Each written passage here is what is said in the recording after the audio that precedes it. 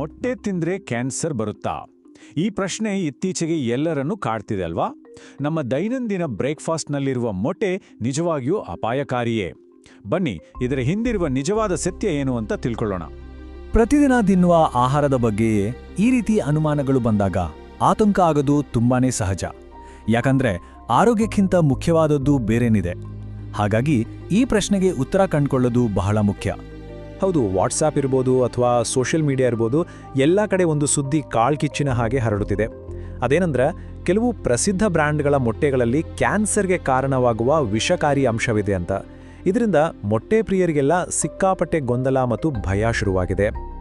ಸರಿ, ಹಾಗಾದ್ರೆ ಮೊದಲು ಈ ಭಯ ಎಲ್ಲಿಂದ ಶುರುವಾಯಿತು?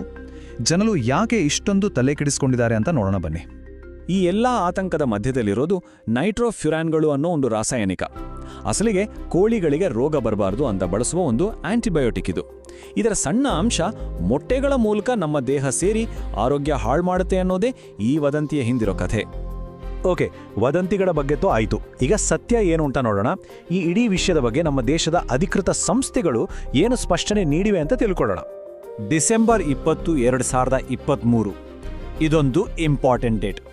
ಯಾಕಂದ್ರೆ ಇದೇ ದಿನ ಭಾರತೀಯ ಆಹಾರ ಸುರಕ್ಷತೆ ಮತ್ತು ಗುಣಮಟ್ಟ ಪ್ರಾಧಿಕಾರ ಅಂದರೆ FSSAI ಈ ಎಲ್ಲ ಗೊಂದಲಕ್ಕೆ ಒಂದು ಫುಲ್ ಸ್ಟಾಪ್ ಇಡಕ್ಕಂತ ಒಂದು ಅಧಿಕೃತ ಸ್ಟೇಟ್ಮೆಂಟ್ ರಿಲೀಸ್ ಮಾಡ್ತು. FSSAI ಕೊಟ್ಟ ಸ್ಪಷ್ಟನೆ ಏನು ಗೊತ್ತಾ? ಅವರು ಮಾತಲ್ಲೇ ಹೇಳೋದಾದ್ರೆ, ಮೊಟ್ಟೆಗೂ ಕ್ಯಾನ್ಸರ್ಗೂ ಸಂಬಂಧ ಕಲ್ಪಿಸೋ ಎಲ್ಲಾ ವರದಿಗಳನ್ನು ನಾವು ಖಡಾಖಂಡಿತವಾಗಿ ತಿರಸ್ಕರಿಸ್ತೇವೆ. ಮೊಟ್ಟೆಗಳಲ್ಲಿ ಸಿಕ್ಕಿರುವ ರಾಸಾಯನಿಕದ ಪ್ರಮಾಣ ತೀರಾ ಕಡಿಮೆ. ಅದರಿಂದ ಆರೋಗ್ಯಕ್ಕೆ ಯಾವುದೇ ಅಪಾಯ ಇಲ್ಲ. ನೋಡಿ ಎಷ್ಟು ಕ್ಲಿಯರ್ ಆಗಿ ಹೇಳಿದ್ದಾರೆ. ಇದನ್ನ ನಾವು ಹೀಗೆ ಸಿಂಪಲ್ ಆಗಿ ಅರ್ಥ ಮಾಡ್ಕೋಬಹುದು. ಒಂದ್ ಕಡೆ ವೈರಲ್ ಆಗ್ತಿರೋ ಸುಳ್ಳು ಸುದ್ದಿ, ಇನ್ನೊಂದ್ ಕಡೆ FSSAI ಹೇಳ್ತಿರೋ ವೈಜ್ಞಾನಿಕ ಸತ್ಯ.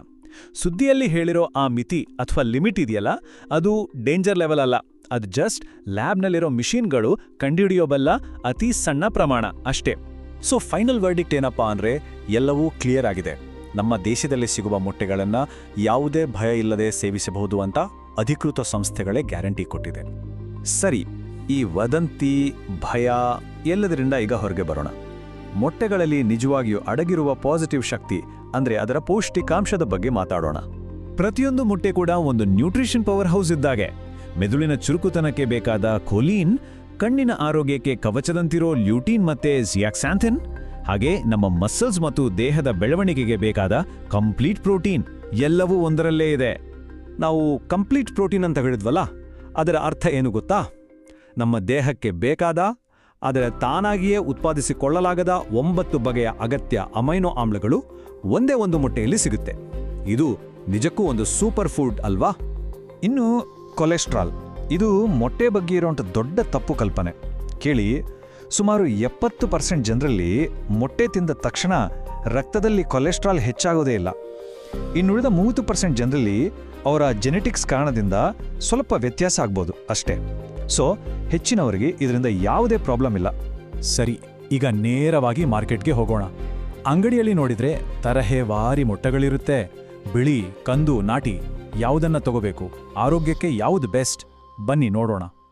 ನೋಡಿ, ಬಿಳಿ ಮೊಟ್ಟೆ ಮತ್ತು ಕಂದು ಮೊಟ್ಟೆ ಇವೆರಡರ ನ್ಯೂಟ್ರಿಷನ್ನಲ್ಲಿ ದೊಡ್ಡ ವ್ಯತ್ಯಾಸ ಏನೂ ಇಲ್ಲ. ಬಣ್ಣ ಬೇರೆ ಇರೋದು ಕೋಳಿಯ ತಳಿ ಬೇರೆ ಆಗಿರೋದ್ರಿಂದ ಅಷ್ಟೇ. ಆದರೆ ನಾಟಿ ಮೊಟ್ಟೆ ಮತ್ತು ಒಮೆಗಾ 3 ಫೋರ್ಟಿಫೈಡ್ ಮೊಟ್ಟೆಗಳಲ್ಲಿ ಕೆಲವು ಎಕ್ಸ್ಟ್ರಾ ಹೆಲ್ತ್ ಬೆನಿಫಿಟ್ಸ್ ಇರೋ ಚಾನ್ಸ್ ಇದೆ. ಆದರೆ ಒಂದು ವಿಷಯ ನೆನ್ಪಿರಲಿ, ಎಲ್ರಿಗೂ ಎಲ್ಲವೂ ಸರಿ ಹೊಂದಲ್ಲ. ಮೊಟ್ಟೆ ವಿಷಯದಲ್ಲೂ ಅಷ್ಟೇ. ಕೆಲವೊಂದು ಹೆಲ್ತ್ ಕಂಡೀಷನ್ಸ್ ಇದ್ದವರು ಸ್ವಲ್ಪ ಹುಷಾರಾಗಿರ್ಬೇಕು. ಯಾರೆಲ್ಲ ಹುಷಾರಾಗಿರ್ಬೇಕು ಅಂದ್ರೆ, ಜೆನೆಟಿಕ್ ಆಗಿ ಕೊಲೆಸ್ಟ್ರಾಲ್ಗೆ ಬೇಗ ರಿಯಾಕ್ಟ್ ಮಾಡೋರು, ಟೈಪ್ 2 ಡಯಾಬಿಟೀಸ್ ಇರೋರು ಅಥವಾ ಕಿಡ್ನಿ ಸಮಸ್ಯೆ ಇರೋರು.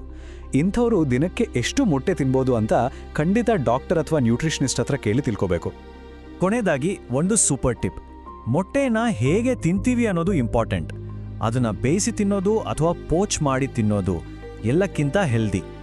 ಯಾಕೆಂದ್ರೆ ಎಣ್ಣೆಯಲ್ಲಿ ಜಾಸ್ತಿ ಉರಿಯಲ್ಲಿ ಫ್ರೈ ಮಾಡಿದಾಗ ಅದರಲ್ಲಿರೋ ಒಳ್ಳೆ ಗುಣಗಳು ಹೋಗಿ ಆರೋಗ್ಯಕ್ಕೆ ಅಷ್ಟು ಒಳ್ಳೆಯದಲ್ಲದ ಸಂಯುಕ್ತಗಳು ಉಂಟಾಗಬಹುದು. ಹಾಗಾದ್ರೆ ಈಗ ಮೊಟ್ಟೆ ಸೇಫ್ ಅಂತ ಗೊತ್ತಾಯ್ತು. ಆದರೆ ಮುಂದಿನ ಸಲ ಬ್ರೇಕ್ಫಾಸ್ಟ್ಗೆ ಮೊಟ್ಟೆ ರೆಡಿ ಮಾಡುವಾಗ ಅದರ ಸೇಫ್ಟಿ ಬಗ್ಗೆ ಟೆನ್ಷನ್ ಮಾಡ್ಕೋಬೇಡಿ. ಬದಲಿಗೆ ಅದನ್ನ ಇನ್ನಷ್ಟು ಹೆಲ್ದಿಯಾಗಿ ಹೇಗೆ ಮಾಡ್ಬೋದು ಅಂತ ಯೋಚಿಸಿ ನೋಡಿ.